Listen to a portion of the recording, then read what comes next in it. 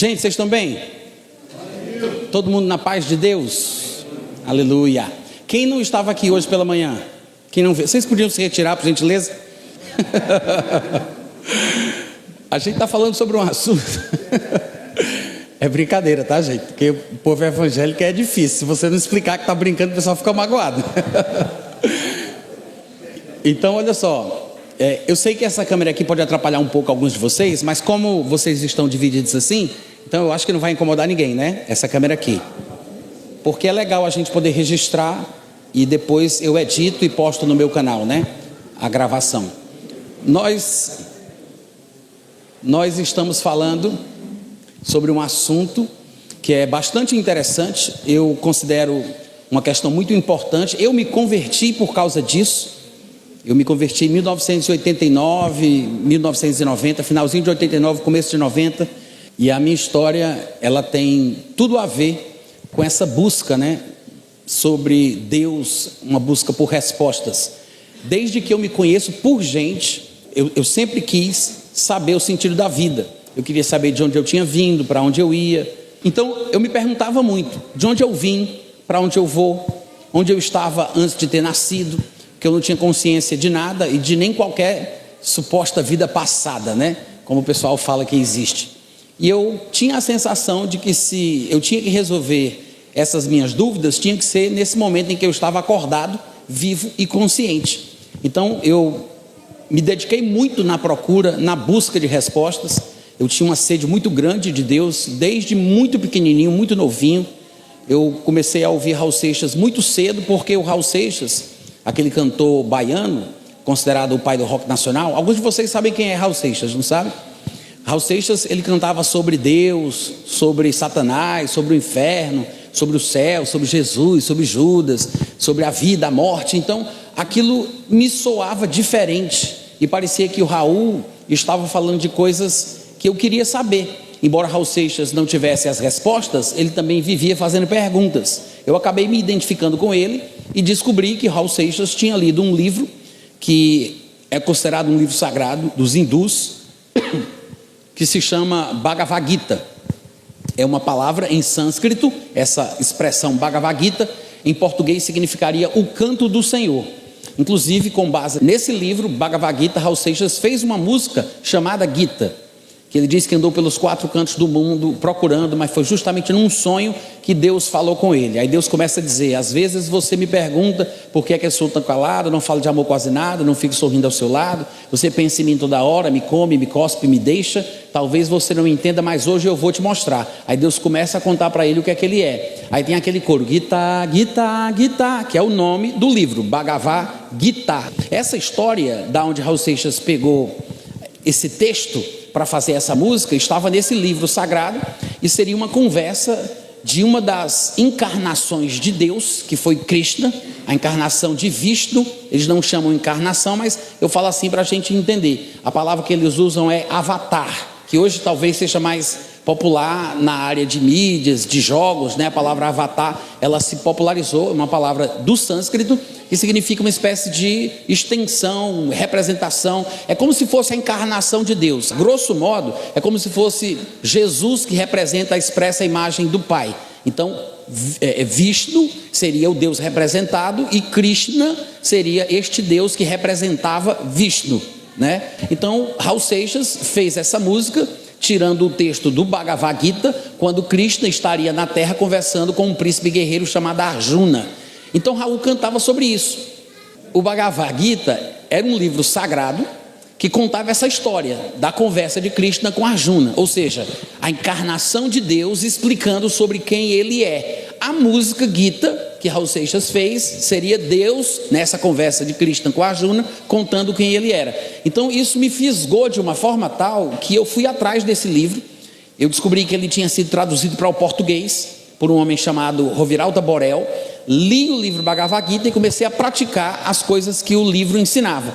Ele dizia que o homem tinha que se desprender das coisas que o deixavam escravo do mundo terreno. Eu tinha que me desprender, amadurecendo espiritualmente, para voltar para dentro de Deus. Se eu conseguisse evoluir espiritualmente e fizesse as pazes com Deus nessa encarnação, eu não reencarnaria na próxima vida, né? Porque é assim que o hinduísmo prega. O hinduísmo crê em reencarnações também, igual o espiritismo kardecista que se conhece no Brasil, com a diferença que no espiritismo kardecista uma alma pode transmigrar somente de uma pessoa para outra pessoa. No hinduísmo não, pode sair de uma mosca, virar uma vaca, depois um ser humano, voltar para uma árvore. É um negócio mais abrangente, no caso da reencarnação espírita. E aí eu tinha que me... Como é que é? Exatamente, é a raiz de tudo, é a origem, né? Aí depois é que eles foram melhorando, aspas, podando um pouquinho aqui e ali, mas a ideia era essa. Então eu comecei a me envolver com as músicas do Raul, conheci o livro Bhagavad Gita e comecei a praticar as yogas que o livro ensinava: Bhakti Yoga, Mantra Yoga, Raja Yoga, para o desprendimento total do espírito, da alma e do corpo, para voltar para o Nirvana, que seria o lugar onde Deus estava, para eu me tornar um Brahmana iluminado. O que aconteceu? Tudo isso era minha busca de Deus, tá? Por causa da influência do Raul Seixas. Para resumir a história, eu tive um surto psicótico quando eu tinha 16 ou 17 anos de idade, e 3 fatores se misturaram para causar esse surto e me fazer ficar louco, completamente louco, a ponto de ser internado no manicômio. Eu fui enjaulado numa jaula mesmo, amarrado numa cama de cimento sem colchão, e fiquei nesse lugar por uns 40 dias. Mas as 3 coisas que se juntaram para causar esse surto foram o hinduísmo, por causa da influência do Raul Seixas, essa coisa do Bhagavad Gita, a minha família, por parte de mãe, que era cheia de esquizofrênicos paranoides, loucos. A esquizofrenia paranoide é aquela que a pessoa tem alucinação, que ela vê coisas, ouve vozes, porque tem 4 tipos de esquizofrenia. A esquizofrenia paranoide, ela é a mais comum, a mais popular, a mais fácil de ser encontrada nas pessoas, no entanto é a mais severa e perigosa, porque a pessoa pode estar vendo um inimigo, um demônio, um guerreiro, e querer matar esse guerreiro para o bem da família, mas deixa que o guerreiro que ele está matando para proteger a família é a mãe dele, é a irmã dele, é o pai dele, porque ele não consegue distinguir a realidade dessa imaginação. Então as alucinações, as visões, essas coisas todas são características da esquizofrenia paranoide. Eu tinha uma tia, eu tinha um primo, 2 primos, filhos de um outro tio. Tive uma avó que eu não conheci, mas me disseram que a mãe dessa turma toda, que era a mãe da minha mãe, também era esquizofrênica. Meu tio Joaquim, ele, desde que eu me conheço por gente, ele vivia tomando remédio, entrando e saindo do manicômio. Ele teve 2 filhos, Daniel e André, também ficaram loucos. Um deles foi assassinado por causa de alguma coisa que ele andou fazendo de errado com alguém. O pessoal bateu nele até a morte. E um primo meu, Fernando, ele se matou, também louco, esquizofrênico. Então assim, era uma família perturbada com essa coisa de esquizofrenia. E eu também acabei tendo o mesmo surto aos 16, 17, por ali, por causa da influência do Raul Seixas, das músicas que ele cantava, o Bhagavad Gita, a questão da família e as drogas. Foram os 3 fatores que se juntaram, né? Porque eu também era usuário de drogas. Eu acho que eu comecei com 12, 13 anos de idade, mas sempre em busca de Deus, aquela coisa, pensando, meditando, procurando respostas. Aí tudo isso se somou, as drogas, as músicas do Raul e a questão da minha família. Tive um surto, tentei matar minha irmã, tentei me matar também. É uma história muito grande, eu não vou contar para vocês, eu acho que não interessa. Mas o fato é que depois que eu saí do manicômio, minha mãe tinha se convertido, minha irmã tinha se convertido, meu primo tinha se convertido, um amigo de infância, todo mundo virou crente, né? Por causa daquele acontecimento. E aí começaram a pregar para mim, pregar o evangelho, aquela coisa para eu me converter, e eu não aceitava. E começaram a me levar para a igreja. Quando eu cheguei na igreja que eles me levaram, nessa igreja para onde eles estavam indo, o pessoal pregava que Deus escolhia pessoas para ir para o céu e pessoas para ir para o inferno. Ou seja, eu estava fugindo do diabo no mundo, ele me esperando dentro da igreja para me dar a paz do Senhor, né? Porque o que o Raul falava, embora parecesse ser muito bonito, ele também defendia a ideia determinista e predestinista, porque esse é o pensamento hindu, que há castas, nas quais as pessoas nascem, das quais elas não conseguem migrar. Então, se a pessoa está numa casta, por uma determinação do karma, ela vai morrer ali. São classes pré-definidas antes da pessoa nascer. A despeito da crença das reencarnações, né? A pessoa que está nessa vida, ela vai estar numa condição até a morte, porque foi pré-definida pelo karma, uma força supostamente espiritual, soberana, que determinou onde estariam as almas dos homens. É assim que o hinduísmo prega. Tanto que Raul Seixas, pela mistura da influência hinduísta e gnóstica, eu falei do gnosticismo hoje um pouquinho pela manhã, a gente vai mergulhar sobre isso depois, mas por causa da influência do gnosticismo e do hinduísmo, Raul Seixas, ele fazia muitas músicas que davam passavam esse sentimento de predestinação, de destino estabelecido. Uma dessas músicas foi baseada num evangelho chamado o Evangelho de Judas, que é um evangelho gnóstico. Esse evangelho gnóstico foi escrito há muitos anos atrás. O livro de Irineu, que eu mencionei, que foi discípulo de Policarpo, que era discípulo de João, que escreveu o evangelho, o livro de Apocalipse. Irineu foi discípulo de Policarpo, que foi discípulo de João. No ano 180, ele escreveu um livro chamado Contra as Heresias, que é o volume 4 daquela série da Patrística, publicada em português pela editora Paulus, que é uma editora católica. Nesse livro, Contra as Heresias, Irineu cita o Evangelho de Judas, no ano 180, olha só, esse Evangelho de Judas, ele ficou desconhecido, a não ser pela citação do livro de Irineu, até o ano de 1970 e pouco. Nos anos 80, o Evangelho gnóstico de Judas foi descoberto. Hoje ele já existe publicado em português. Eu não sei se vocês já viram por aí, mas se você for numa livraria, você procurar na internet, você vai encontrar para vender em português o Evangelho de Judas. Quem aqui já se deparou com esse evangelho? Quem já viu que existe? Vocês sabiam disso? Pois existe. Depois vocês procuram no Google, vocês vão ver. Esse evangelho de Judas era um evangelho gnóstico que acabou chegando até a gente porque foi preservado. Com base nesse evangelho que foi descoberto nos anos 80, nos anos 70 e pouco, né, ali na década de 70 a 80, Raul Seixas fez essa música, claro, misturando as filosofias hindus, tanto o predestinismo do hinduísmo como o predestinismo dos gnósticos, ele usou para fazer essa música que se chama Judas.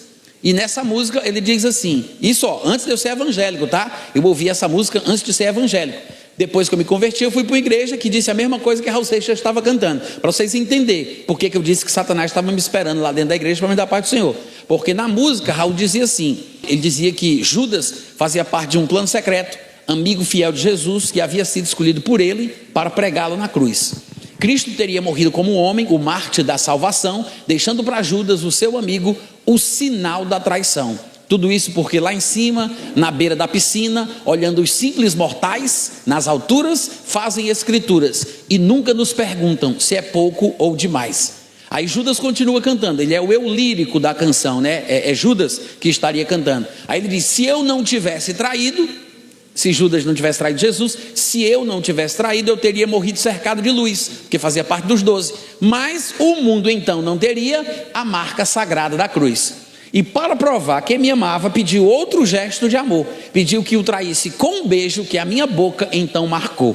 Porque lá em cima, na beira da piscina, olhando os simples mortais, nas alturas, fazem escrituras. E nunca nos perguntam se é pouco ou demais.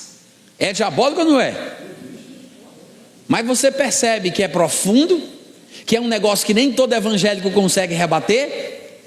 Se você falar isso para um calvinista, ele diz amém, aleluia, glória. Por quê? Porque é exatamente a mesma coisa que os calvinistas pregam. Que eles acham que quando a Bíblia chama Judas de filho da perdição, significa que não tinha como ele ser outra coisa ou fazer outra coisa. Porque supostamente Deus havia destinado Judas a fazer o que ele fez para que Jesus pudesse morrer e salvar os eleitos. Porque na visão calvinista, Deus não ama a todos, Jesus não morreu por todos, somente os eleitos que são as pessoas por quem Jesus teria morrido. Ou seja, são os únicos a quem Deus ama, os únicos por quem Jesus morreu. Então tudo isso teria que acontecer para que os eleitos, não todos, pudessem ser salvos. Então isso me perturbava muito, porque eu não aceitava a ideia de que Deus fosse assim, e isso me revoltou. Entrou tudo em curto-circuito, tive um surto psicótico, fui internado. Quando eu saí do manicômio, que o povo começou a me levar para a igreja, me levaram para uma igreja onde o povo dizia que Raul Seixas já estava certo. Imagina como eu fiquei, novo convertido, né? Ainda tinha brinco na orelha, tinha um cabelão grandão, era bem doido, bem diferente do que eu sou hoje, mas eu só sabia falar gíria e palavrão. Cheguei dentro da igreja lá e o povo querendo falar para mim aquelas coisas, e eu disse, não é possível, eu estou fugindo do diabo no mundo, ele está me esperando dentro da igreja para me dar a paz do Senhor. Isso não é possível. Aí pronto, aí foi quando começou a minha saga, a minha busca por respostas. Porque eu já tinha procurado no mundo e tinha ficado louco com essas ideias de que Deus controla tudo e que tudo que acontece é porque foi predeterminado no mundo espiritual, porque está escrito, tem que acontecer. Aí eu chego na igreja, o pessoal diz, é isso mesmo? E eles usam a Bíblia para provar que isso é assim. O que é que eu ia fazer? Novo convertido, tomava remédio controlado ainda, né? Graças a Deus, faz mais de 30 anos que eu não tomo mais aquele remédio, né? Porque Deus ainda cura, amém, gente? Aquela igreja onde eu fazia parte, não acreditava nisso não. Se fosse por isso, eu estava doido até hoje, tomando remédio até hoje, né? E crendo nessa loucura que não faz o menor sentido. Não era uma igreja nominalmente calvinista, tá? Eles paqueravam com o calvinismo. Os pregadores, professores de escola bíblica dominical, os diáconos, os presbíteros eram calvinistas enrustidos. Eles tinham uma paixão enrustida pelo calvinismo. Mas a igreja não era calvinista.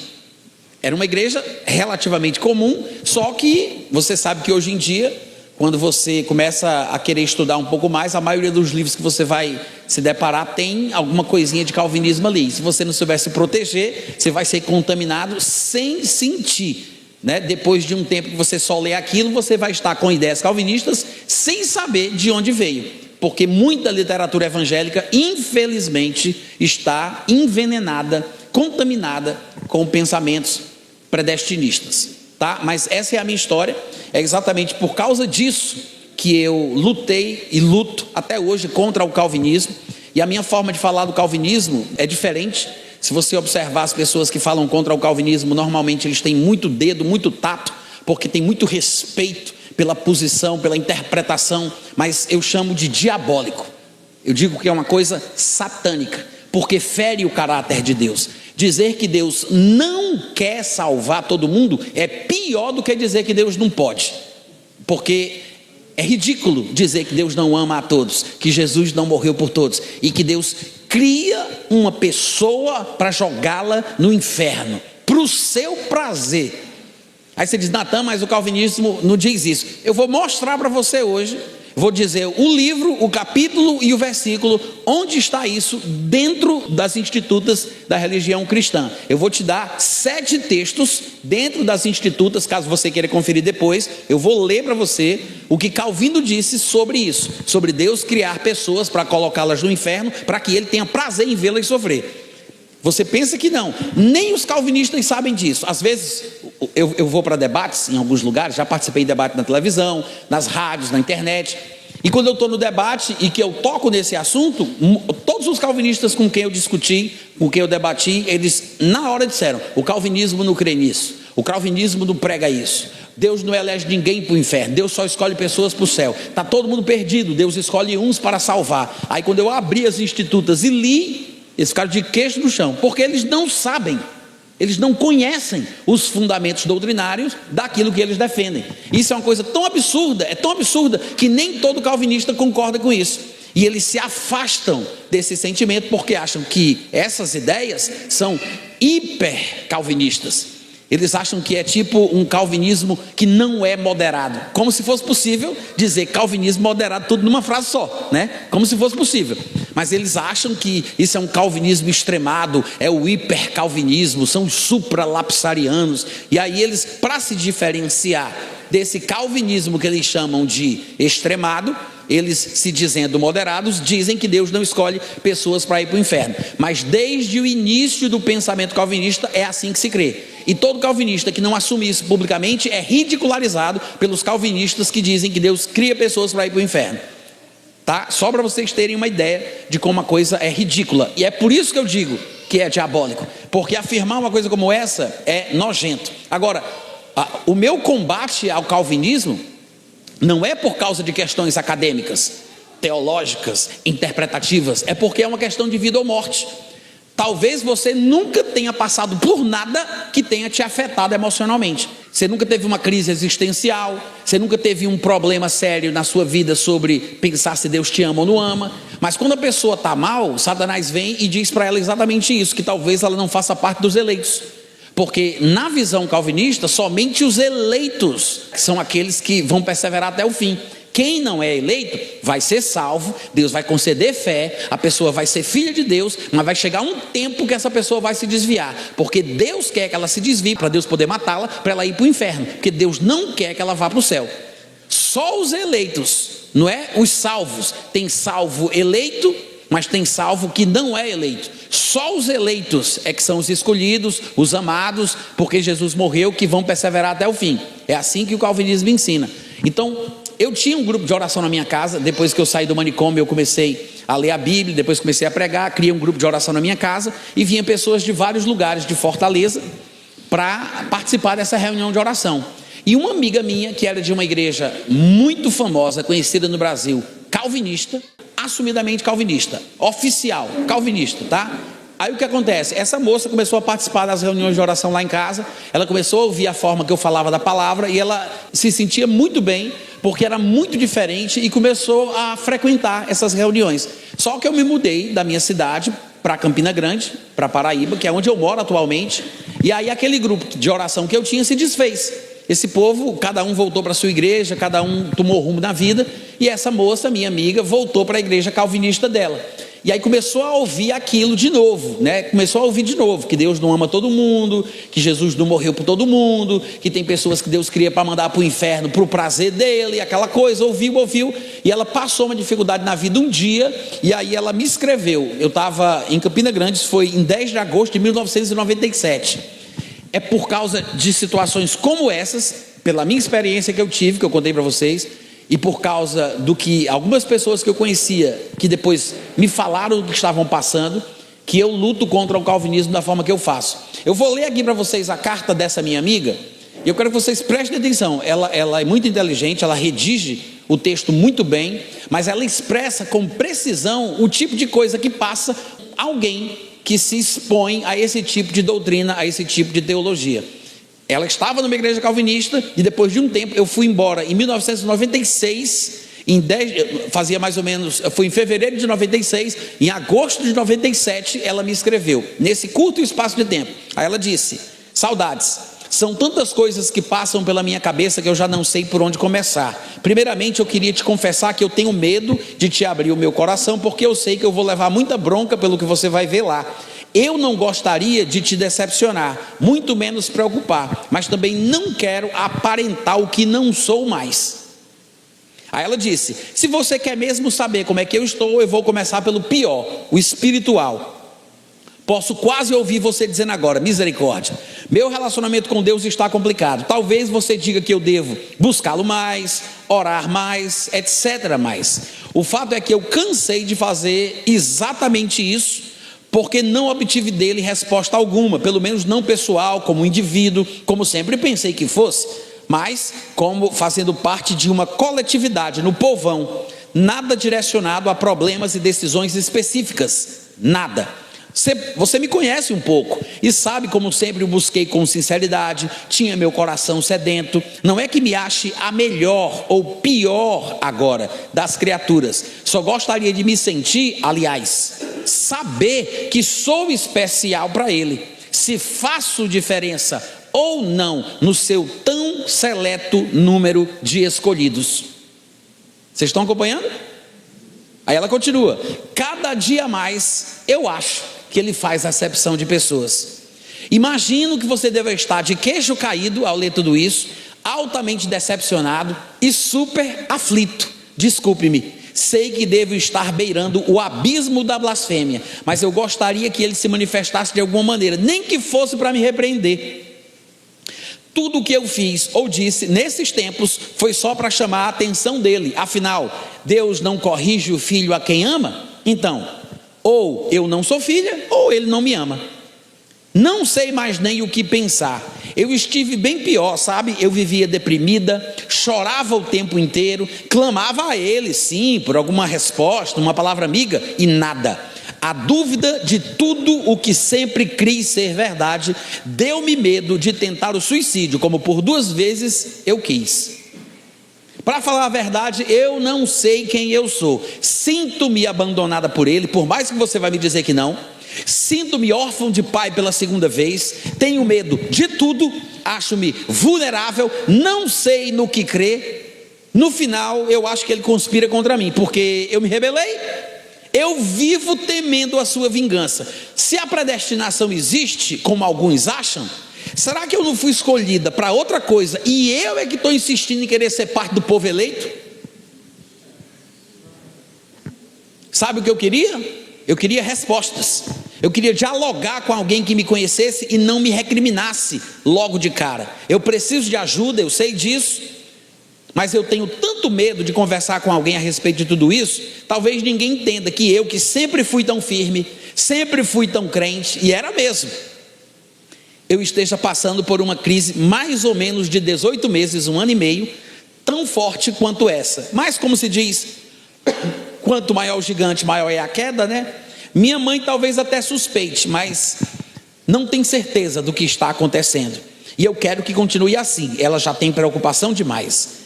Até porque quem deveria ser o mais preocupado com a ovelha que se perde, falando de Deus, continua para mim surdo, mudo e cego. Talvez eu me aproximando de você, ele agora me note. E você também, vê se não me esquece, desculpe o besteirol acima, mas não me abandone, aguardo ansiosa os seus carões. E aí? Não é forte? Aí você diz, Natan, isso não acontece não. Acontece mais do que você imagina. Pode ser que tenha gente aqui dentro que está passando por isso e você não sabe. Porque isso aqui é uma coisa silenciosa, que vai crescendo dentro do coração das pessoas, essa insegurança, essa incerteza. E o que faz esse câncer, porque o calvinismo é um tumor maligno no corpo de Cristo, que o povo trata como tumor benigno, tá? Eu vou repetir, o calvinismo é um tumor maligno no corpo de Cristo, que o povo trata como tumor benigno, achando que não faz mal, que é só uma questão de opinião, não é nada demais, não mata, não prejudica tanto, é besteira, não concordo, mas não é tão prejudicial como o pessoal imagina. É muito mais do que você imagina. E eu venho pregando desde 1990, e eu falo sobre isso constantemente, tem vários vídeos meus na internet, e o povo que me ouve acaba me mandando cartas, mensagens, e-mails, comentários dos meus vídeos do YouTube, e eu já fiquei sabendo de várias pessoas que se mataram. Essa minha irmã, graças a Deus, essa minha amiga, graças a Deus, ela não chegou a isso, mas eu sei de pastores que se mataram da minha cidade, da minha terra natal, de Fortaleza, por causa do calvinismo. Gente que tentou se matar, não conseguiu. Gente que se jogou na frente do trem e morreu. E por aí vai. Igrejas que se dividiram. Famílias que também ficaram em confusão e pararam de falar uns com os outros. Porque divide. É uma coisa que não tem como ter comunhão. É muito complicado. Ou seja, muitas vezes a gente está brincando com isso, achando que não é nada demais. Mas isso dá uma cegueira tão grande no coração das pessoas, que elas não conseguem perceber o absurdo onde elas estão se metendo. Supor que Deus cria uma pessoa para ir para o inferno e que não tem o que essa pessoa faça para ser salva, se Deus não quer, ela nunca vai conseguir. Quando a pessoa se convence que talvez ela não seja eleita, porque todos os calvinistas que defendem essa idiotice, essa imbecilidade, se acham eleitos. Nenhum deles se acha réprobo. Nenhum deles acha que vai para o inferno. Todos eles se acham eleitos. Mas no dia que um homem desse passar por uma crise, se desviar, qualquer besteira assim, ele vai achar que ele é um predestinado para o inferno. E aí eu quero ver ele se recuperar, depois que ele estiver convencido dessa loucura. Vocês estão me entendendo, gente? Então, isso é o calvinismo. É uma coisa prejudicial que prega algo impossível sobre o caráter de Deus, tá? E eu queria falar um pouquinho sobre essa questão. Eu não sei se eu conto para vocês da onde surgiu o calvinismo, porque eu tenho falado que a origem do calvinismo vem do gnosticismo, mas eu sei que ninguém sabe o que é gnosticismo. Alguém aqui sabe o que é gnosticismo? Alguém sabe? Alguém já ouviu falar sobre gnosticismo? Poucas pessoas sabem. Por quê? Porque é uma coisa sobre a qual não se fala, que é exatamente por isso que a gente não entende de onde surgiu o calvinismo. O gnosticismo foi uma das primeiras seitas cristãs, uma das mais perseverantes, das mais perigosas, que durou durante muito tempo e não foi completamente vencido. Estudiosos da área dizem que o gnosticismo existia antes de Jesus nascer. Vocês já ouviram falar dos essênios? Judeus essênios? A gente conhece bem os fariseus e os saduceus, né? Porque eles aparecem na Bíblia. Mas tinha um grupo de judeus místico, né, metido a conhecedores de revelações mais profundas. Esse povo, alguns estudiosos dizem que o gnosticismo surgiu lá, entre os essênios, e aí ele avança para a era cristã, entrando no cristianismo, mas supostamente teria vindo de lá. Isso aí é debatido na academia, porque eles não sabem precisar em que época teria começado. Muitos acham que vai começar na metade do século II, do ano 150 para lá. Mas existem especialistas que não são nem religiosos, tá? Não são teólogos nem nada, são acadêmicos do mundo, doutores do mundo, que trabalham em cima disso e traçam, pelas descobertas arqueológicas e históricas, que o gnosticismo pode ter começado antes de Jesus nascer. E os gnósticos aderem ao cristianismo, mas trazem toda a sua carga filosófica e interpretativa. Os gnósticos, a palavra gnose, da onde vem o termo gnosticismo, é uma das palavras gregas para conhecimento. Inclusive a gente tem em português muitas palavras que são formadas a partir dela, né? Prognóstico, diagnóstico, é tudo em cima da palavra gnose, que significa basicamente conhecimento. Então, os gnósticos eram aqueles que se diziam detentores de um conhecimento supostamente mais profundo, ou seja, eles sabiam mais do que todo mundo.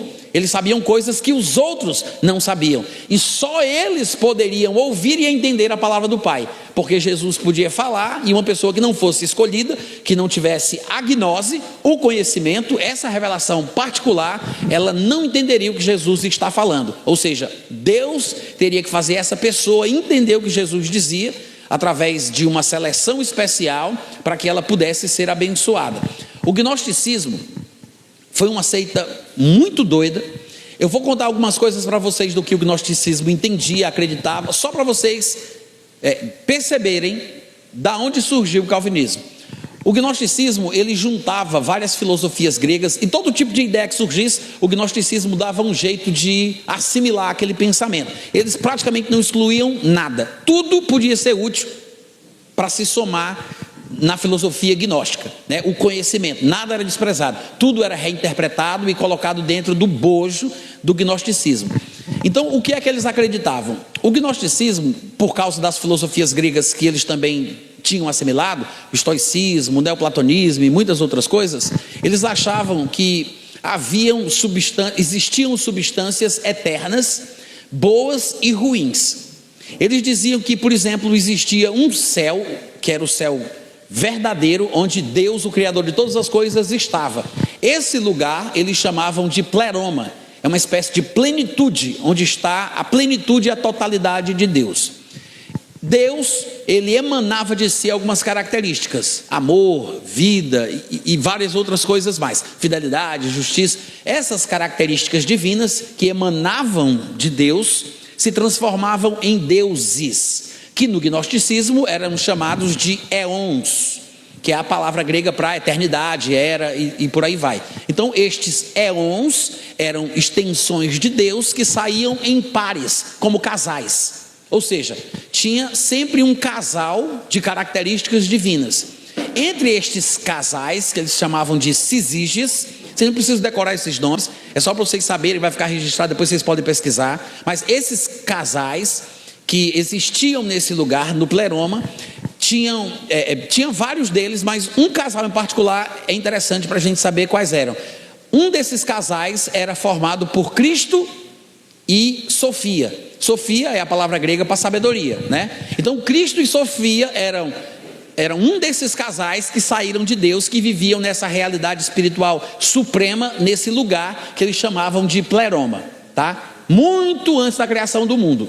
Só que Sofia, com as suas características de querer entender tudo, porque a própria palavra significa sabedoria, ela procurou entender como é que Deus, o Pai, criava todas as coisas. E nessa busca por respostas, por entender como é que Deus Todo-Poderoso fazia para criar, ela acabou desejando ser capaz de criar também. Afinal de contas, ela seria uma dos deuses gerados por Deus, e ela tinha características divinas.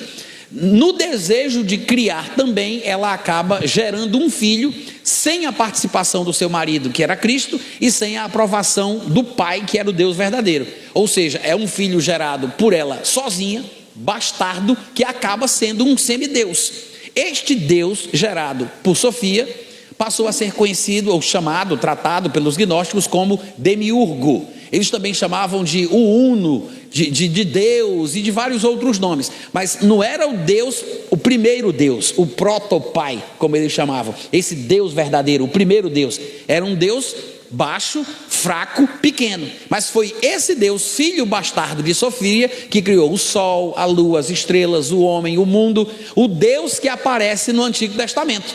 Então, quando aparece Abraão, aparece a Moisés, fala pelos profetas, tudo isso aí é consequência da obra deste Deus menor, que era o único Deus que os homens conheciam.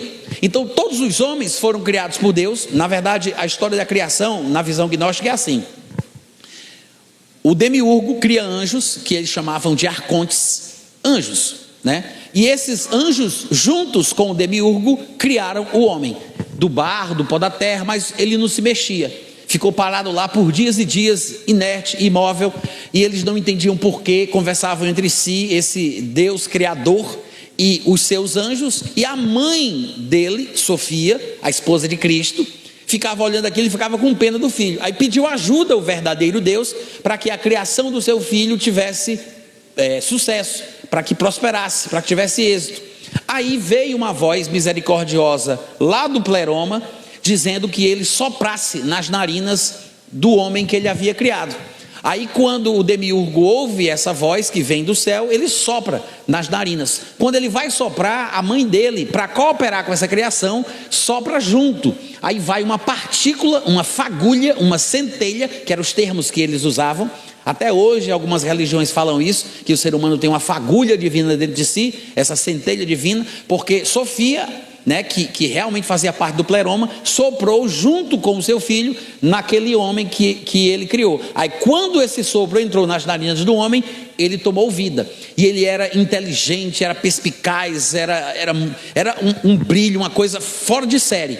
Por quê? Porque o sopro de Sofia entrou no homem sem o demiurgo perceber, e ele não entendia porque que aquele homem criado por ele era tão maravilhoso, a ponto de ele e os anjos ficarem com ciúmes, ficaram com inveja e quiseram prendê-lo na escuridão.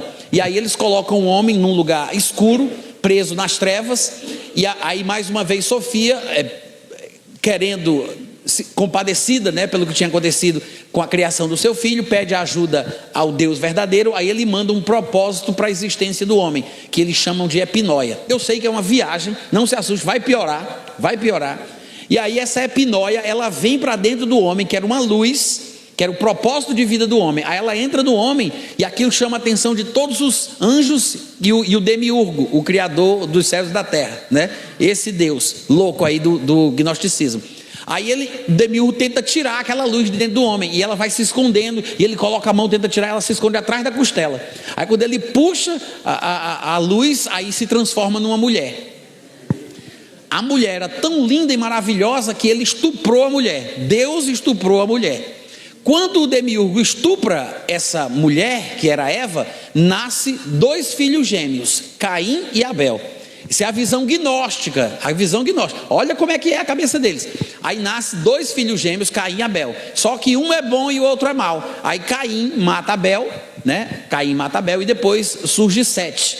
Aí o que é que eles diziam? É um mito, é a mitologia gnóstica da criação do mundo. Aí eles diziam que através desses 3 filhos importantes de Adão e Eva, a humanidade se dividiu em 3 classes: os filhos de Abel, os filhos de Caim e os filhos de Sete, que pegaram elementos das naturezas de cada um deles. Aí eles diziam que os filhos de Sete eram formados por uma substância divina. A centelha, o fogo divino, tinha sido passado de Sofia por Sete para esses homens.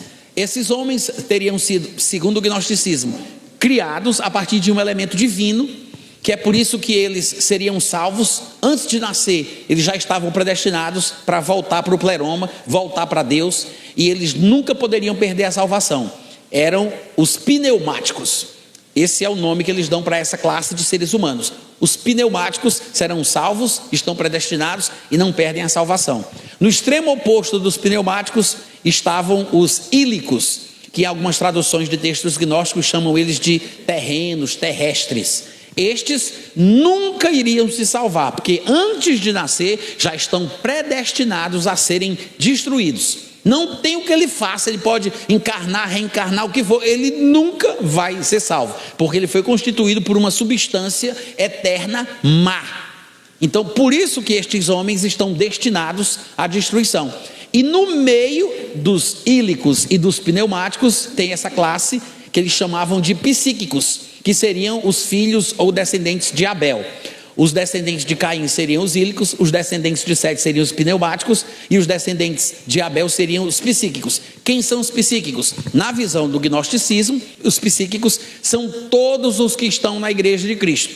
Só que tem alguns da igreja de Cristo que são eleitos, que são pneumáticos, mas ninguém sabe quem é. Só os pneumáticos é que não perderão a salvação, não terão o nome riscado do livro da vida, estão predestinados desde o nascimento. Os psíquicos podem ser salvos se eles praticarem boas obras, se santificarem, praticarem a palavra, se eles fizerem tudo certinho, no final da vida eles vão ser salvos. Só que eles não vão para o mesmo lugar que os pneumáticos. Os pneumáticos, por serem eleitos e predestinados, eles vão para o pleroma, onde o Deus verdadeiro está, não esse Deus falso, esse demiurgo que criou o céu, a terra, o homem e que fez essa prisão para os seres humanos. Ele vai para o céu verdadeiro, onde está Deus. Esse é o pneumático. Se o psíquico for salvo, ele vai para um céu de segunda classe, chamado de intermediário. E os ílicos nunca vão ser salvos. Se o psíquico não fizer por onde para se salvar, se viver em pecado, etc e tal, ele vai ser destruído igual os ílicos. E se o pneumático ficar pecando, não importa, ele está destinado para o céu, ele nunca vai perder a salvação. Não importa o que ele faça, ele pode pecar como ele quiser, ele não perde a salvação. Pneumático, psíquico não. Ou seja, é uma confusão só.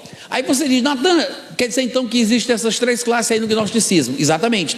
Foram os primeiros cristãos a usar os textos do Novo Testamento, os textos da Bíblia, para dizer que existia predestinação. Os primeiros. Aí você diz, Natan, como é que a gente sabe disso? Basta você procurar os livros que foram escritos no primeiro, no segundo, no terceiro, no quarto século, antes de Agostinho surgir. Leia, eu fiz uma coletânea, tá, gente? Eu coloco a referência bibliográfica aqui, mas você vai encontrar, eu vou ler alguns desses para vocês em algum momento dessa nossa conferência, mas depois vocês podem procurar. Em português a gente não vai ter tudo, a gente vai ter alguma coisa, mas quem sabe inglês vai aproveitar mais, porque a gente tem todos esses textos em inglês. Em português a gente não tem tudo, mas hoje em dia você coloca ali para o Google traduzir, uma coisa assim, você vai ter uma noção. Eu coloco todos os livros, capítulos, versículos, onde você vai encontrar os crentes, os cristãos ortodoxos, esses que são chamados popularmente de pais da igreja, combatendo os mesmos versículos que os calvinistas usam hoje, só que naquela época usados pelos gnósticos, fazendo as mesmas interpretações. Aí você vai ver os cristãos rebatendo, dizendo que está errado, que isso não é certo. Eu falei de 2 livros para vocês da editora Paulus. É o livro de Irineu, Contra as Heresias, ele fala bastante sobre isso, e o outro é o volume 30, que se chama Tratado sobre os Princípios de Orígenes, onde ele também rebate diversas interpretações gnósticas dessa forma. Então, por causa destes textos antigos, é que a gente sabe como os gnósticos interpretavam os textos da Bíblia, como os crentes rebatiam, e é por isso que a gente consegue saber de onde veio essa interpretação que hoje os calvinistas usam. Aí você diz assim, tá, mas como é que isso passou para o cristianismo? Como é que veio parar no cristianismo ortodoxo? Se os ortodoxos combatiam, atacavam, refutavam, escreviam um livro contra, como foi que isso respingou aqui dentro? Vou dizer para você, tem um homem chamado Agostinho, que era gnóstico. Ele foi gnóstico por 10 anos da sua vida. 10 anos. Ele nasceu no ano de 354, se converteu ao cristianismo no ano de 386, através da pregação de um padre neoplatonista chamado Ambrósio, e aí ele se radicaliza no ano de 411, até o dia da sua morte, que vai ser no ano de 430, Agostinho pira o cabeção e começa a colocar dentro do cristianismo as coisas que os gnósticos pregavam. Do ano 412 ao ano 430, Agostinho traz de volta o gnosticismo. Ou seja, Agostinho saiu do gnosticismo, mas o gnosticismo não saiu de Agostinho. Ficou ali incubado, guardado, fermentando. E aí ele, como crente, escreveu diversos livros contra os gnósticos. O gnosticismo tinha várias linhas de pensamento. A linha que Agostinho seguia era a linha maniqueísta, porque Mani era um persa que tinha feito toda uma sistematização. Mas Mani não foi o único que, dentro do gnosticismo, criou uma linha própria interpretativa. Havia vários proponentes, vários líderes, que os segmentos, como o Marcião, que a gente falou aqui, que tinha os marcionistas, tinha os valentinianos, tinha os basilidienses, tinha os simonitas, tinham os zofitas, tinham vários gnósticos. O Agostinho, ele era um gnóstico de viés maniqueísta, por causa que ele seguia a linha de Mani, tá? Mas era gnóstico também. E no começo da caminhada cristã dele, ele escreveu contra o gnosticismo, no qual ele esteve por 10 anos, escrevendo para ex-companheiros de maniqueísmo. Tem livros dele contra o gnosticismo, escritos para Fausto, Félix, Fortunato. Inclusive, nesse livro Contra Fortunato, que você encontra ele em português, você vai ver Agostinho defendendo Efésios 2 de forma diferente, para refutar a interpretação dos gnósticos de que Efésios 2 provava de que o homem era totalmente corrompido, depravado, e que não conseguiria ter a salvação se Deus não o ressuscitasse unilateralmente. E os gnósticos diziam que Deus tinha que dar o dom da fé para o cara nascer de novo, que é a mesma coisa que os calvinistas dizem hoje. Mas quem falava isso primeiro eram os gnósticos. E nesse livro Contra Fortunato a gente tem Agostinho combatendo essa interpretação gnóstica daquela época. De 412 para frente, Agostinho começa a ficar perturbado por causa de quê? Porque ele começa a debater com um monge cristão da Grã-Bretanha chamado Pelágio. Pelágio mexeu tanto com a cabeça desse homem que ele chutou o pau da barraca e disse: quer saber, vou vencer esse debate, não importa o que aconteça, nem que eu tenha que usar os argumentos dos gnósticos para poder calar a boca dele, porque ele começou a dizer tudo o que ele tinha dito antes. Todo o combate dele contra o maniqueísmo ele jogou por água abaixo. Ele foi tão longe, porque ele começou a se auto-refutar, que 4 anos antes de morrer, Agostinho escreveu um livro para pedir desculpa. O nome desse livro é Retratações. Você vai encontrar ele em qualquer lugar em português. Inclusive a editora Paulus vende ele. Ele se retratou, porque tudo que ele cria, tudo que ele falou, ele começou a dizer o contrário. E ele se retratou, não foi do erro do final da vida, não. Ele se retratou do que ele tinha dito no começo, que estava certo.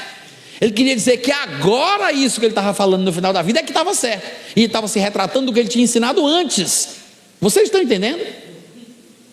Vocês entenderam ou não? Ele ensinou certo, eu vou repetir. Ele ensinou certo desde quando se converteu no ano de 386 até o ano de 412 aproximadamente, quando ele começa a debater com Pelágio, né? Porque a vida de Agostinho foi assim: teve os donatistas, aí teve outro grupo, aí depois chegou Pelágio, aí foi quando ele perdeu o controle emocional e começou a se extremar e escreveu os piores livros da vida dele, que são exatamente aqueles que contêm a doutrina gnóstica recodificada. Ele ressignificou os textos da Bíblia, ele criou uma nova narrativa, ele não criou novos termos, ele sequestrou as palavras da Bíblia, como predestinação, eleição, graça e todas as palavras que a gente conhece, e encheu essas mesmas palavras com os significados do gnosticismo. Vocês têm que entender que os gnósticos eram crentes, eles eram cristãos, eles se achavam mais sabidos do que os outros, eles é que explicavam o que o pessoal não estava entendendo. Aí o que foi que Agostinho fez? Ele trouxe esses significados mais profundos com uma linguagem mais ortodoxa, e aí sim causou essa divisão e esse racha. Agostinho, com essas suas invenções do final da vida, ele não foi aceito. As pessoas começaram a reclamar, a refutar, mas Agostinho era uma das maiores autoridades na época, amigo íntimo e pessoal do imperador da ocasião. E todo mundo tinha medo de Agostinho, porque Agostinho, ele mandava matar. Ele não foi o criador, o pai da Inquisição, mas foi ele quem lançou a fundamentação teórica para que anos depois da sua morte o pessoal começasse a fazer a Inquisição, porque Agostinho no final da vida defendia matar quem fosse herético. Foi assim que começou esse negócio. Só que à medida que o tempo passava, muitos começaram a se levantar e atacar a doutrina que Agostinho inventou. Teve um concílio, há vários concílios da igreja, teve um no ano de 529, chamado Concílio de Orange, que definiu que quem defendesse aquilo que Agostinho tinha pregado no final da vida, que Deus cria pessoas para mandar para o inferno, seria amaldiçoado. Por quê? Porque isso estava se tornando uma coisa absurda, insuportável. Aí você diz, tá, mas Agostinho não é o patrono, fundador da Igreja Católica Apostólica Romana? Por que lá na Igreja Católica ninguém fala sobre isso? Porque se levantou alguns homens dentro da história, na comunidade católica, que foram atacando, falando mal, criticando, refutando, e isso foi ficando para trás. Um dos mais importantes do catolicismo que refutou Agostinho se chama São Tomás de Aquino, que se levantou e disse, está tudo errado, isso não é assim, isso não é bíblico, a Bíblia não ensina isso. E aí o catolicismo mudou. Eles ainda batizam crianças, que foi uma coisa que Agostinho institucionalizou na igreja cristã, dizendo que se a criança, o bebê, não fosse batizado, quando morresse ele ia sofrer no inferno. O bebê tinha que ser batizado, porque se não fosse batizado e morresse sem o batismo, iria queimar no inferno. Olha isso que Agostinho falava, né? Então eles ainda batizam crianças. Aí você diz, Natan, mas como é que pulou de lá, do ano 430, que é a data que Agostinho vai morrer, como é que pulou de lá para cá? Simples, porque na época da reforma, um monge agostiniano chamado Martinho Lutero trouxe um reavivamento na igreja e começou a pregar o que Agostinho tinha dito no final da vida. Ele trouxe as doutrinas de Agostinho de volta, foi um avivamento do pensamento de Agostinho, e aí depois dele veio Calvino, que para escrever para o rei da França, para provar que os protestantes estavam preservando a doutrina cristã verdadeira, citou o nome de Agostinho mais de 400 vezes no livro As Institutas da Religião Cristã, para provar para o rei da França que quem estava errado eram os outros, os católicos, e não eles, os protestantes, que estavam defendendo a doutrina do patrono fundador da Igreja Católica Apostólica Romana, que era Agostinho. Em outras palavras, é assim que da reforma para cá, nós acabamos recebendo essa herança dessa ideia, desse pensamento, dessa teologia.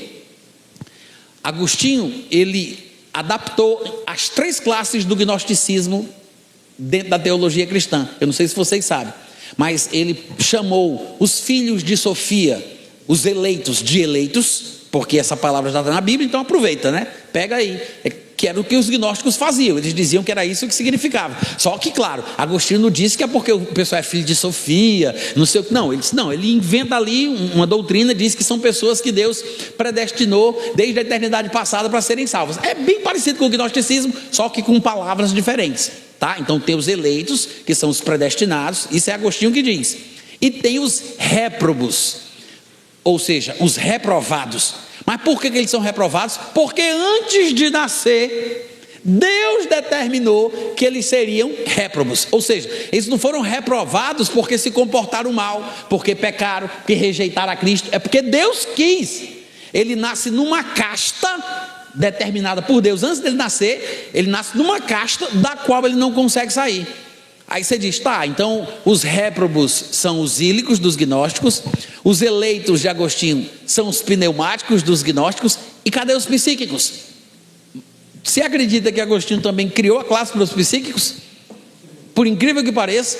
Onde é que a gente vê isso? No livro de Agostinho chamado A Graça 2, publicado pela editora Paulus. O nome do livro é A Graça 2.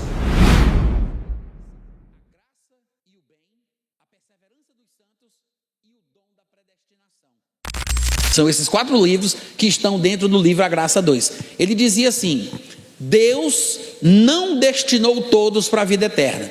Nem todos os crentes, isso é Agostinho já, tá? Não são os gnósticos não. Ele dizia, nem todos são eleitos, nem todos são predestinados. Mas tem crente que é salvo, nascido de novo, que Deus concede fé, concede amor, concede tudo. Mas Ele só nos dá o dom da perseverança. Ele criou 2 dons. Um ele criou, né, que foi o dom da perseverança. O outro ele pegou emprestado dos gnósticos, que é o dom da fé. Que a Bíblia não ensina sobre esse dom da fé. Não esse baseado em Efésios 2 que os calvinistas gostam de citar. O único dom que é chamado de fé é aquela fé especial lá de 1 Coríntios capítulo 12. Que é um dom, uma manifestação do Espírito Santo, mas não é a mesma coisa de Efésios 2, como os calvinistas usam, para dizer que Deus concede esse dom naqueles que Ele quer salvar, que são os eleitos, que vão ser despertados, e depois, Agostinho dizia, Deus vai dar um segundo dom, que é o dom da perseverança, que aí vai fazer com que esse eleito nunca se perca, ou seja, os eleitos nunca correrão o risco de perder a salvação, não terão o nome riscado do livro da vida, e os outros crentes, que estão na igreja, que são salvos, que são filhos de Deus. Agostinho dizia: são salvos, são filhos de Deus, Deus deu o dom da fé para eles, mas como não são eleitos, Deus não deu o dom da perseverança. Por quê? Porque Deus quis. Aí é soberano, Ele é que decide, é Ele que faz o que Ele quer. Então Ele não deu o dom da perseverança para todo filho seu. Agostinho chamava esses crentes que não eram eleitos de filhos de Deus não eleitos. Filhos de Deus não eleitos. Em outras palavras, chegaria um momento, porque ele não tinha o dom da perseverança. Agostinho diz isso no livro, tá? Ele diz isso no livro. Eu transcrevi as frases de Agostinho que me interessavam sobre esse assunto, coloquei no meu livro, dando a referência para depois, quem quiser conferir, olhar lá, né, o texto. Mas ele dizia assim, que Deus não dava o dom da perseverança para quem não era eleito, é filho de Deus, é nascido de novo, Deus deu a fé, deu o amor, deu tudo, só não deu o dom da perseverança. E por causa disso, esse crente, em algum momento da vida, antes da morte, vai se desviar, porque a perseverança é um dom que Deus dá arbitrariamente para quem Ele quer. Deus escolhe para quem Ele dá o dom da perseverança, só os escolhidos, só os eleitos. Como a pessoa não é eleita, então ela não tem um dom da perseverança, em algum momento ela vai se desviar. No dia que ela se desviar, Deus mata ela, porque Deus não quer que ela vá para o céu, quer que ela vá para o inferno. Aí eu pergunto, isso não é diabólico não, gente? Você não acha isso uma coisa diabólica não? Agora pergunta para o calvinista se ele sabe disso, se ele já leu os livros de Agostinho, se ele sabe de onde surgiu essa loucura que ele acredita, que ele acha tão bonito. Não sabe, eles não conhecem essa história toda. Agostinho é o elo de ligação entre a época do gnosticismo e a época do cristianismo. Esses filhos de Deus regenerados e não eleitos são os psíquicos. Ou seja, ninguém sabe quem é eleito e quem não é. Por isso que a pessoa tinha que perseverar até o fim. Ela tinha que fazer a sua parte. Mas vai chegar um momento que os que não são eleitos não vão conseguir perseverar, porque Deus não deu o dom. Porque Ele diz que a perseverança é um dom de Deus, não é uma coisa que o homem faz. Estragou tudo. E aí isso acabou respingando para os nossos dias. Que é por isso que hoje a gente tem que enfrentar essa dificuldade. Então, pessoal, a melhor forma que a gente tem que fazer para entender isso bem é saber o que os gnósticos acreditavam, ter o mínimo de conhecimento das crenças gnósticas, das interpretações gnósticas dos versículos da Bíblia, Romanos 9, como é que os gnósticos interpretavam Romanos 9, Efésios 2, Filipenses 2, 12 e 13, João 6, 45, João 6, 63, essas passagens que os calvinistas usam, todas elas foram interpretadas a primeira vez dessa forma pelos gnósticos. Então o que é que a gente precisa? Ou ler os textos gnósticos, que é mais difícil, que eu acho que nem todo mundo conseguiria, porque é muita loucura, muita coisa estranha que você garimpar ali. É melhor você ler os livros dos ortodoxos que combateram os gnósticos, porque eles vão só nas partes importantes, e eram cristãos que interpretavam a Bíblia e o Novo Testamento de uma forma coerente, que são esses que eu mencionei. Eu vou ler aqui uma lista desses cristãos que eu separei, que combateram especificamente contra gnósticos em seus textos que foram escritos.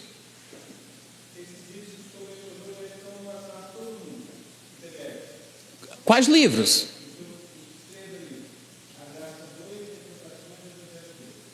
O Evangelho de Judas? Olha, gente, eu só tenho pena que vocês estejam usando ainda esse tal de WhatsApp, né? Vocês tinham que estar no Telegram, mas tudo bem. O Telegram é o aplicativo certo para essas coisas, tá? Mas vocês ouviram aí o que ele falou? Deve ter um grupo, né, João? Ah, pronto, vocês sabem o que é que ele está falando, né?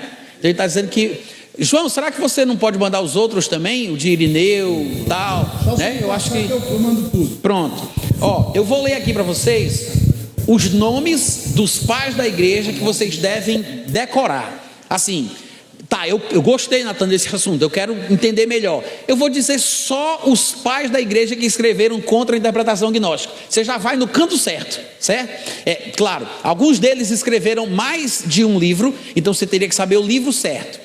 Para isso você teria que olhar aqui, porque eu faço a seleção dos livros e coloco os textos que eles escreveram. Mas vou dizer os nomes, tá? Você teria que ver Clemente de Roma, Inácio de Antioquia, Justino Marte, Tertuliano, Irineu de Lyon, Tassiano, Clemente de Alexandria, Hipólito de Roma, Orígenes, Arquelau, Novaciano, Lactâncio, Eusébio de Cesareia, Alexandre de Alexandria, Metódio de Olimpos e Efraim o Sírio. Eu vou ler novamente, embora eu acredite que vocês não estão anotando, mas vocês já ouviram alguns desses nomes? A maioria, né? Tá, então, que bom.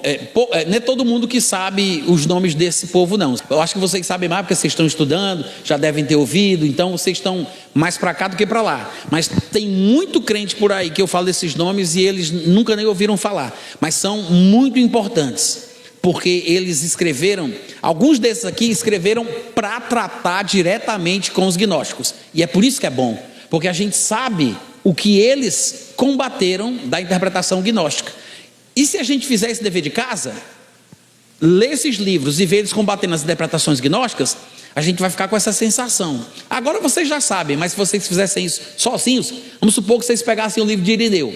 Irineu deve ser um cara muito importante, ele foi discípulo de Policarpo, que era discípulo de João. Vou ler o que Irineu tem para falar. Se você tivesse, por alguma razão aí misteriosa, começado a ler o livro de Irineu, nunca tivesse me ouvido, você ia ficar com essa impressão: ué, Irineu está combatendo as coisas que os calvinistas pregam. Esses tais de gnósticos falam a mesma coisa que os calvinistas falam. Até a atitude deles de arrogância, soberba, que diminui os outros, trata todo mundo como se fosse ignorante, burro, abestalhado. Até isso, Irineu critica nos gnósticos. Olha que coisa impressionante.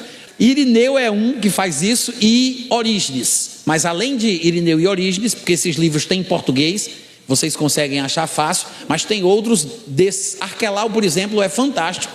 Arquelau, ele debateu pessoalmente com Mani, e eu coloquei aqui do livro partes desse debate. Arquelau enfrentou eu não sei se era um tribunal, eu acho que era um tribunal. Mani estava sendo julgado, estava preso, e aí convidaram esse cristão ortodoxo para representar os cristãos, que iria debater com esse cristianismo alternativo dos maniqueístas, que foi a religião de Agostinho, né? O gnosticismo de viés maniqueísta. E esse debate é fantástico. O Arquelau é inteligentíssimo. As coisas que ele diz, o que ele argumenta contra as ideias dos gnósticos. Outro que é muito bom é Tertuliano e também Efraim o Sírio. Tem alguns que se destacam mais, eles são mais profundos. E, gente, eu preciso dizer isso para vocês. É um assunto que a gente tem que conhecer melhor, porque sem esse conhecimento, você não sabe de onde é que veio o calvinismo. Você não entende que a origem dele é maligna, é diabólica, veio da pior seita cristã de todos os tempos, que não foi completamente vencida, porque ela acabou respingando através de Agostinho de volta na comunidade cristã, de onde ela teria sido supostamente expulsa, né? Mas acabou voltando dessa forma. É por isso que hoje é tão difícil a gente conversar com as pessoas, porque está tão impregnado a teologia reformada, que são fundamentos gnósticos, está tão impregnado na cabeça do cristão, que se você falar uma coisa para eles, eles vão dizer que você é herético. Por quê? Porque eles não percebem que a interpretação deles é que é herética, porque virou uma convenção universal esse pensamento e essas ideias. O que era ortodoxo antes de Agostinho passou a ser considerado herético, porque Agostinho disse que quem cresce daquela forma seria perseguido, seria preso, assassinado e por aí vai. Ou seja, são coisas sobre as quais a gente nunca ouviu falar, né? Que a gente não conhece.